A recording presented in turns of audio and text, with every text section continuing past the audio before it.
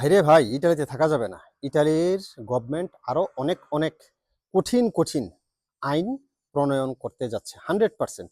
যেভাবে আমরা বিদেশিরা ইটালিকে নষ্ট করে ফেলছি, যেভাবে পচিয়ে ফেলছি, এটা একেবারে নির্ধারিত যে আপনি দেখবেন আগামী ২-৩ বছরের ভিতরে ইটালির আইন অনেক বেশি শক্ত হয়ে যাবে। কেন বলছি? আপনি ভিডিওটা দেখলে বুঝতে পারবেন। ভিডিওটা একটু দেখেন, তারপরে আসলে কথা বলছি। দেখেন লাউডস্পিকারে গান অবস্থা। বাজনা ও আতশবাজি ফাটানো হয়েছিল। এতে দর্শনার্থীদের মাঝে প্যানিক সৃষ্টি হয়। পরে পুলিশ এসে পরিস্থিতি শান্ত করতে এবং পরিচয় যাচাইয়ের কার্যক্রম শুরু করলে উৎসবে অংশ নেওয়া বহু তরুণ তাদের চারপাশে ঘেরাও করে ফেলেছিল। তীব্র উত্তেজনাকর পরিস্থিতির এক পর্যায়ে ইতালীয় পুলিশের একটি সরকারি গাড়ি ভাঙচুর এবং পুলিশের ২ কর্মকর্তা ছি, সেখানে ছি, ছি, ছি। গুরুতরভাবে আহত হয়েছিলেন। আহতদের চিকিৎসার জন্য সান্তো স্পিরিতো হাসপাতালে পাঠানো হয় এবং পরিস্থিতি নিয়ন্ত্রণে কারাবিনিয়েরি ও রাষ্ট্রীয় পুলিশ দ্রুত ঘটনাস্থলে এসে যোগ দেয়। আইনশৃঙ্খলা রক্ষাকারী বাহিনীর সদস্যরা ঘটনাস্থল থেকে ওই ২১ বছর বয়সী মিশরীয় নাগরিকসহ মোট ৩ জনকে সরাসরি আইনি হেফাজতে নিতে সক্ষম হয়েছেন। ভাবা যায়, ইতালির মতো দেশে ইমিগ্র্যান্ট হয়ে পুলিশকে ঘিরে ধরে এবং পুলিশকে মেরে আহত করে হসপিটালে পাঠায় এবং পুলিশের গাড়ি ভাঙচুর করে। এটা লজ্জাজনক এবং উদ্বেগের বিষয়। মারাঞ্জা নাম দিয়ে এসব করলেও ভবিষ্যতে আমি ভুগতে হবে। ইটালি থেকে বলছি। এই যে আপনাকে স্বাগতম। ভিডিওটা এতক্ষণে আপনি দেখেছেন। এই ভিডিওটা ঘটেছে, এই কাণ্ডটা ঘটেছে হচ্ছে রোমের কলিসিয়ামের পাশে, একেবারে সামনে। ইজিপ্ট, মিশরীয় কিছু যুবক, এক যুবকের জন্মদিন ছিল। জন্মদিন উপলক্ষে তারা বিভিন্ন ধরনের আতশবাজি ফুটাচ্ছিল, অনেক সাউন্ড হচ্ছিল সেখানে, এবং অনেক জোরে সাউন্ড দিয়ে তারা গান বাজনা বাজাচ্ছিল। এমন সময়ে আশেপাশের লোকজনের ভিতরে আপনার আতঙ্ক ছড়িয়ে পড়ে। এত জোরে গান বাজনা, এত জোরে সাউন্ড, তারপরে আতশবাজি দেখে ওরা আসলে প্যানিক হয়ে গিয়েছিল। প্যানিক হয়ে পুলিশকে তারা ফোন করে যে, "কি ব্যাপার? এখানে কি হয়েছে? তোমরা একটু দেখো। আমরা তো আতঙ্কে আছি।" তো আতঙ্কে থাকার পরে যখন পুলিশ আসে, পুলিশ এসে তাদেরকে শান্ত করার চেষ্টা করে। পুলিশ তাদের ডকুমেন্ট চেক করে। ডকুমেন্ট চেক করা অবস্থায় যারা ছিল ওইখানকার বেসটা, ওরা পুলিশকে ঘেরাও করে ফেলে। ২ গাড়ি পুলিশ আসছে মাত্র। তাদেরকে ওরা ঘেরাও করে ফেলে। ঘেরাও করে ওদের উপরে হামলা চালায়। ২ পুলিশকে মেরে চাপা মাইর দিয়েছে। চাপা মাইর, ছাগল ছুরাইন্যা মাইর দিয়েছে ২ পুলিশকে ধরে। ইটালিয়ান পুলিশকে। আমরা ইটালিতে আসছি, আমরা সেই দেশের পুলিশকে আমরা মারতেছি। পুলিশকে চাপা মাইর দিয়ে একেকজনের হাড্ডি-গুড্ডি ভেঙে ফেলছে এবং পুলিশের গাড়ি ভাইঙা ফেলছে। আপনারা দেখছেন ভিডিওতে। এই হচ্ছে আমাদের অবস্থা। পরবর্তীতে ওই পুলিশ যান বাঁচাইন্যা দৌড় দিছে। জীবন নিয়া কোন রকমের জায়গা থেকে ভাগছে। এবং সাথে, সাথে ক্যারিবিনিয়ারি লোকাল পুলিশ আরো অনেককে ফোন করছে। ফোন করার পরে আরো ১০-১৫ গাড়ি আইসা পরিস্থিতি নিয়ন্ত্রণে এনেছে। এই হচ্ছে আমাদের আসলে অবস্থা। আমরা কোথায় আছি? কেন আছি? আমরা কি এগুলা করার জন্য আসছি? না কি করার জন্য আসছি? আসলে আমাদের মাথায় কোনো কিছুই নাই। আমরা আসলে ওই যে আ পুকুরের মাছ সমুদ্রে গেলে যা করে না? কিংবা ওই যে অ্যাকুরিয়ামের মাছ পুকুরে ফেললে যা করে না? মানে মাথা নষ্ট হয়ে যায় তো, কোন জায়গায় চইলে আসছি। তো সেই এফোর্টটা আমরা নিতে পারি না। তো আমাদের যারা বিদেশি ভাই-বোনেরা আছে, তারা আসলে সেইম অবস্থা, সেই মাছের মতো অবস্থা।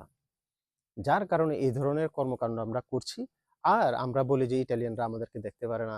ইটালিয়ানের এই সরকার ভালো না, ওই সরকার ভালো না। আমাদের জন্য এই কঠিন আইন করে, ওই এ কঠিন আইন করে। ভাই কি করবে বলেন?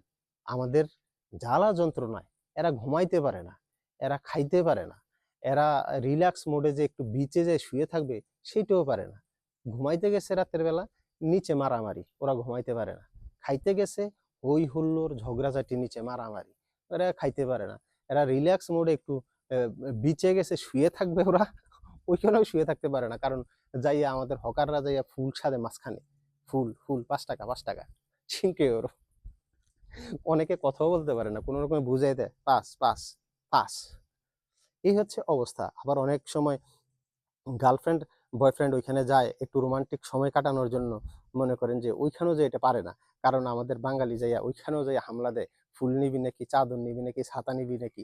এই হচ্ছে অবস্থা। শুধু আমরা বাংলাদেশী বলে কথা না। প্রতিটা দেশের যারা এখানে আসছে ইমিগ্রেন্ট, তো এদেরকে নিয়ে আসলে ইটালিয়ানরা অনেক বেশি অস্থিরতার ভিতরে আছে, অনেক বেশি আপনার কষ্টে আছে আমাদেরকে নিয়ে, আমরা বিদেশিদেরকে নিয়ে। তো আমাদের বিরুদ্ধে আইন করবে না তো কি করবে? যদি এরকম হয় আমার তো মনে হয় যে ধইরা ধইরা ডাইরেক্ট দেশের বাড়ি পাঠায় দেওয়া ছাড়া কোনো উপায় আমি দেখি না। এরা দেশের বাড়ি পাঠায় দিবে। ভবিষ্যতে এই ধরনের ক্রাইম যারা করবে তাদেরকে সোজা দেশের বাড়ি পাঠিয়ে দিবে। এছাড়া কোনো উপায় নাই, এবং আমিও চাই দেশের বাড়ি পাঠিয়ে দিক। যারা এই ধরনের ক্রাইম করবে, মারামারি করবে, তাদেরকে দেশের বাড়ি পাঠিয়ে দেক। আমরা চুরি, ছিনতাই, দোকানপাট ভাঙচুর, গাড়ি ভাঙচুর, গাড়ি ভেঙে অনেক কিছু নিয়ে যায়। তারপরে রাস্তাঘাটে ঠেক দেয়, ঠেকবাজি করে, ছুরি ধইরা মোবাইল, টাকা পয়সা নিয়ে যায়। তারপরে বাড়ি ঘরে চুরি করা শুরু করছে। মানুষ মারামারি করতেছে। মারামারি করতে, করতে একজনকে মাইরা ফেলতেছে। ৩ জনকে মাইরা ফেলছে কিছুদিন আগে। আবার গতকালকে আরেকজনকে মারামারি কইরা একেবারে হসপিটালে পাঠাইছে।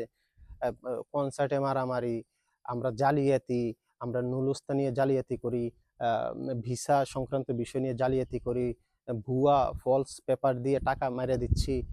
মানে কি করতেছি না? আমরা এখানে কি করতেছি না? মানে একটা কথা আছে না, হরেক রাজার দেশ। আমরা তো ইটালিটাকে ওই হরেক রাজার দেশ বানায় ফেলছি। মানে এমন কিছু নাই যেটা আমরা করছি না। মানে ভালো কাজ ছাড়া, ভালো কাজ ব্যতীত খারাপ কাজ এমন কোনোটা নাই যে আমরা করছি না। আমরা আবার অনেক সময় সুন্দরী মেয়েদেরকে দেখলে ফিলিং দ্য গ্যাপ করার ট্রাই করি, শূন্যস্থান পূরণ করার ট্রাই করি, পাট খেতে নিয়ে যাওয়ার ট্রাই করি। তো আমাদের দ্বারা আসলে দেশের সুনাম তো হচ্ছেই না। আমরা দেশের বদনাম করছি। শুধুমাত্র বাংলাদেশী না, প্রতিটা বিদেশী এখানে এসে এই ধরনের কর্মকাণ্ড চালাচ্ছে। ওরা ইটালিয়ানরা আসলে এতটা চালাক-চতুর ছিল না। এখন তো অনেক চালাক-চতুর হইছে। এগুলো আমরা শিখেছি। আমরা বিদেশিরা ওদেরকে চুরিবিদ্যা শিখাইছি। কিভাবে চুরি করতে হবে, কিভাবে কি করতে হবে, এগুলো আমরা শিখেছি। আমাদের কাছ থেকে মিথ্যা শিখছে ওরা। সুতরাং এইভাবে যদি চলে ইটালি গভর্নমেন্ট আমাদেরকে অচিরেই, মানে এমন কিছু আমাদের জন্য আইন প্রণয়ন করবে যেগুলার কারণে আমি, আপনি কিংবা যারা সাধারণ আছেন, এখানে আমি বিশ্বাস করি অনেকে ভালো মানুষও আছেন, অনেক শিক্ষিতও আছেন, কিছু মানুষ আছে হয়তো 2-3% আছেন, কিংবা শিক্ষিত না হলেও অশিক্ষিত যারা আছেন, সবাই কিন্তু এই ধরনের মারামারি বা এইসব পছন্দ করেন না। গ্যাঞ্জাম, অপ্রীতিকর অবস্থা পছন্দ করেন না। তারা শান্তিতে থাকতে চায়। অনেক বাংলাদেশি আছে বা অনেক বিদেশি আছে, কিন্তু ওই তারার যেহেতু বেশিরভাগ মানুষই এগুলা করছে, এবং আইনটা যখন আপনার প্রণয়ন করবে তখন তো শুধুমাত্র ওদের জন্য করবে না, সব বাংলাদেশি বা সব বিদেশির জন্য কঠিন হয়ে যাবে আইনগুলা। তো ধীরে ধীরে ওই ইটালিয়ান গভর্নমেন্ট এদিকেই যাবে, ধরবে আর দেশে পাঠাই দেবে। সামান্য ভুল দেখলেই দেশে পাঠাই দেবে। আমরা আসলে মানুষ হব না, হওয়া ইম্পসিবল আমাদেরকে দিয়া। আমরা যেভাবে দিনে দিনে মানে উগ্রতা ছড়াচ্ছি আমাদের, এটা ইটালিয়ানদের সাথে যায় না, ইটালিয়ান কালচারের সাথে যায় না। সুতরাং আমাদের উপর যদি ওরা আরো কঠিন কোনো আইন প্রণয়ন করে, সেটা নিয়ে আসলে মানে আক্ষেপ থাকবে না, বা বলারও কিছু থাকবে না। সচেতন হন সবাই।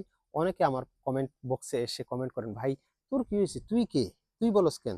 ভাই আমি কে সেটা প্রশ্ন না। আমি কেন বলি? আমি সচেতন করার জন্য বলি। আপনি পারলে সচেতন হবেন, না পারলে এইভাবে চলবে। কি আর করার আছে বলেন? ভিডিওটা ছড়িয়ে দিবেন সব জায়গায়, যেন আমরা এই ধরনের মারামারি, গ্যাঞ্জাম, ভেজাল থেকে আমরা একটু দূরে থাকি ভাই। আমাদের দেশের বদনাম অনেক হয়ে গেছে। একটু হলেও চুপ থাকেন। দেশের সুনাম করতে হবে না, চুপ থাকলেই যথেষ্ট। আপনি কোনো কিছু সুনাম অর্জন করতে হবে না, জাস্ট আপনি চুপ থাকবেন, কাজ করবেন, খাওয়া দাওয়া করবেন, শেষ। এটা করলেই আপনি দেশের মান সম্মানটা আপনি রক্ষা করতে পারবেন। ভিডিওটা ছড়িয়ে দিবেন। ধন্যবাদ সবাইকে। আমি ইটালি থেকে বলছি।